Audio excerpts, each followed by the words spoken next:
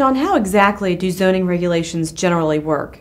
The traditional way was to actually take a municipality or an urban area and divide it into districts. And then in each of those districts say these are the kinds of uses that are permitted in this district. So if you had a retail area, you would allow principally retail uses, maybe some offices.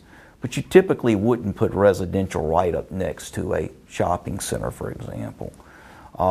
On the other hand, you would typically take residential areas and try to limit the amount of retail and the amount of commercial uses around it, therefore preserving these different uses so that they would function better and more effectively.